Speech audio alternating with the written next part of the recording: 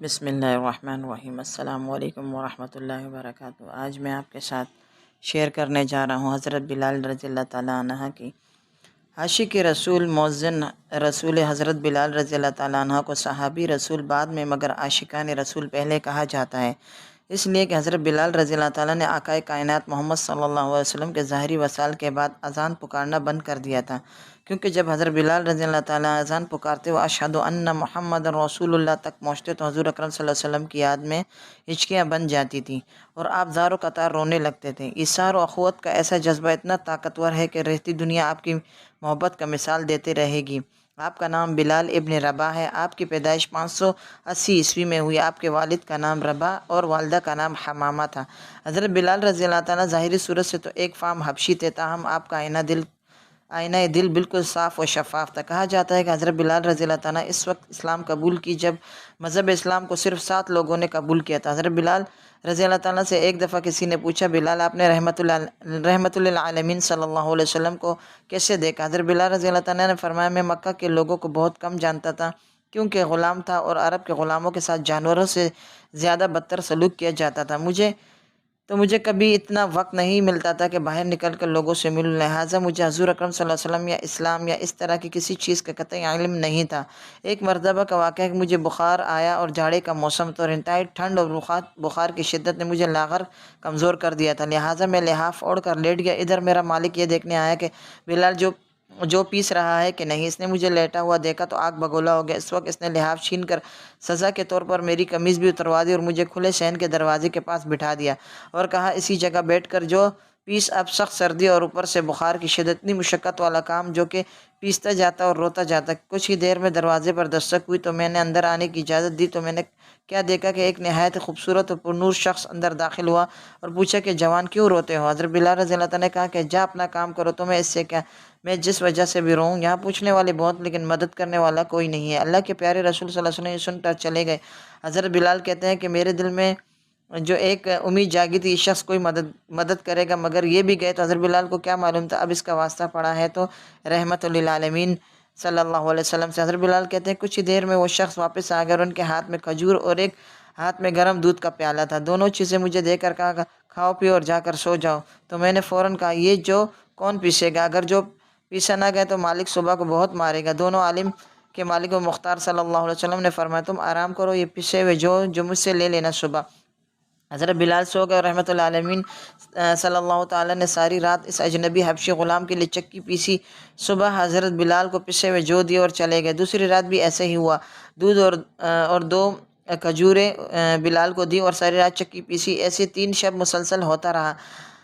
احمد مختار رسول کائنات صلی اللہ علیہ وسلم کا اخلاق کریمانہ جہاں سے لافانی عشق نے جنم لیا، آپ دیکھیے ہر دور میں ایسا ہوا اور آج بھی ہو رہا ہے۔ جو کمزور ہوتا ہے وہ سب سے زیادہ ظلم و ستم کا شکار ہوتا ہے۔ حضرت بلال رضی اللہ تعالیٰ پر مصائب کے پہاڑ توڑے گئے، تپتی ہوئی ریت، جلتے ہوئے سنگریزوں اور دہکتے ہوئے انگاروں پر آپ کو لٹایا گیا۔ امیہ بن خلف کے آپ غلام تھے اور امیہ بن خلف جو اللہ کے پیارے حبیب سرکار دو عالم صلی اللہ علیہ وسلم کا سخت دشمن تھا۔ امیہ حضرت بلال رضی اللہ تعالیٰ کا خون کا پیاسا تھا۔ جب امیہ کو معلوم ہو کہ بلال مسلمان ہو چکے تو آپ پر مزید سختیاں کرنے لگا۔ آپ کے جسم مبارک پر کوڑے برسائے گئے۔ جب آپ کو پیٹھ زخمی ہو جاتی تو ودائی مکہ کی گرم ریت پر آپ کو لٹا کر گرم پتھر آپ کی چھاتی پر رکھ دی جاتی، جس کی وجہ سے آپ کی زبان سے باہر نکل آتی۔ امیہ نے آپ کو ہر طرح سے تکلیفیں دی۔ مکہ کے شریر بچے آپ کی گردن میں رسی ڈال کر مکہ کی پہاڑیوں میں لیے پھرتے، گردن پر رسی کا نشان نمایاں ہو جاتا۔ سوچو ہمارے صحابہ کرام رضی اللہ تعالیٰ اجمعین نے دین کی خاطر کتنی تکلیفیں برداشت کی اور نہ جانے کتنی قربانیاں پیش کی، مگر ان سب تکالیف کے باوجود حضرت بلال رضی اللہ تعالیٰ احد احد کا نعرہ لگاتے اور زبان حال سے کہتے، ہم غلام محمد جان دینے سے نہیں ڈرتے، یہ سر کٹ جائے یہ رہ جائے کچھ پرواہ نہیں کرتے۔ ایسے ہوتے تھے ہمارے اکابر اسلاف کی جان چلی جائے مگر دامن محمد ہاتھ سے چھوٹنے نہ پائے۔ ایک دن افضل البشر بعد انبیاء بعد تحقیق امیر المؤمنین حضرت سیدنا ابو بکر رضی اللہ تعالیٰ نے دیکھا کہ ایک سچے عاشق رسول کو سزا دی جا رہی ہے مگر آپ احد احد کا نعرہ لگا رہے ہیں۔ ایک مرتبہ آقا کریم صلی اللہ علیہ وسلم نے صحابہ کرام رضوان اللہ تعالیٰ علیہم اجمعین کے درمیان فرمایا، کوئی ایسا نہیں ہے جو بلال کو خرید کر آزاد کر دے۔ امیر المؤمنین حضرت سیدنا ابو بکر رضی اللہ تعالیٰ نے امیہ بن خلف کے پاس گئے اور پوچھا بلال کو کتنے میں فروخت کرو گے؟ امیہ بن خلف نے سونے کے 10 سکوں کا مطالبہ کیا۔ امیر المومنین حضرت سیدنا ابو بکر صدیق رضی اللہ تعالیٰ گھر آیا اور سونے کے 10 سکے لے کر امیہ کے ہاتھ میں دے دیے۔ امیہ یہ دیکھ کر ہنس پڑا، کہنے لگا خدا کی قسم آج اگر تم ضد کرتے تو میں بلال کو سونے کے 1 سکے بدلے فروخت کر دیتا۔ یہ سن کر عاشق رسول حضرت سیدنا ابو بکر صدیق رضی اللہ عنہ فرماتے ہیں، سن کر اگر آج تم ضد کرتے ہو بلال کے بدلے مجھ سے سونے کے 100 سکے بھی مانگتے تو میں سونے کے 100 سکے دے کر بلال کو آزاد کر دیتا۔ عاشق رسول حضرت بلال رضی اللہ عنہ ہر جنگ میں آقا کریم صلی اللہ علیہ وسلم کے ساتھ رہے۔ ایک مرتبہ آقا کریم صلی اللہ علیہ وسلم کی بارگاہ میں ایک قبیلے سے کچھ لوگ آئے اور عرض کیا، یا رسول اللہ میری بیٹی کی شادی کس سے کر دیں؟ آقا کریم صلی اللہ علیہ وسلم نے فرمایا، بلال کے بارے میں تمہارا کیا خیال ہے؟ وہ لوگ پھر آئے اور وہی سوال دہرایا تو آقا کریم نے فرمایا، بلال کے بارے میں تمہارا کیا خیال ہے؟ پھر تیسری مرتبہ وہ لوگ آقا کریم کی بارگاہ میں حاضر ہوئے، پھر وہی سوال دہرایا تو آقا کریم صلی اللہ تعالیٰ نے تیسری مرتبہ بھی یہی فرمایا، بلال کے بارے میں تمہارا کیا خیال ہے جو کہ جنتی ہے؟ حدیث شریف میں ہے کہ جنت حضرت بلال رضی اللہ تعالیٰ کا انتظار کرتی ہے۔ ایک مرتبہ فجر کی نماز کے بعد اللہ کے پیارے حبیب سرکار دو عالم نور مجسم صلی اللہ علیہ وسلم نے حضرت بلال رضی اللہ تعالیٰ سے پوچھا، بلال تم ایسا کیا کرتے ہو؟ رات جب میں نے جنت میں داخل ہو تو میں نے اپنے آگے تمہارے قدموں کی آواز سنی۔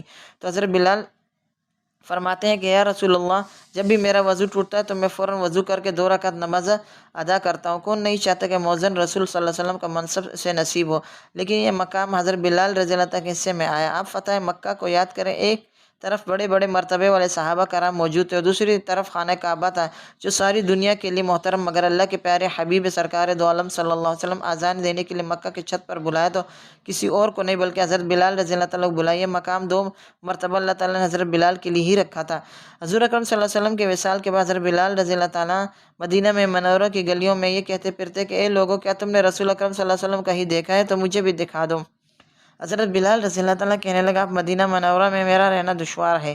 ایک دن آپ مدینہ منورہ کو چھوڑ کر ملک شام کے شہر دمشق کے حلب چلے گئے۔ تقریباً 6 ماہ کے بعد ایک شب اللہ کے پیارے رسول صلی اللہ علیہ وسلم حضرت بلال کے خواب میں تشریف لائے اور فرمایا، اے بلال یہ کیسی بے رخی ہے، کیسی بے وفائی ہے کہ مجھ سے ملاقات نہیں کرو گے؟ کیا ہماری ملاقات کا وقت نہیں آیا؟ خواب سے بیدار ہوتے ہی اونٹنی میں سوار ہو کر مدینہ منورہ کی طرف روانہ ہو گئے۔ جب مدینہ منورہ میں داخل ہوئے تو سب سے پہلے مسجد نبوی پہنچ کر حضرت بلال عالم وارفدگی میں حضور اکرم صلی اللہ علیہ وسلم کو ڈھونڈنا شروع کیا۔ حضرت بلال کبھی مسجد میں تلاش کر کبھی حجروں میں، جب آپ کہیں نہیں پایا تو حضرت بلال نے آقا کریم صلی اللہ علیہ وسلم کو قبر انور پر سر رکھ کر رونا شروع کر دیا۔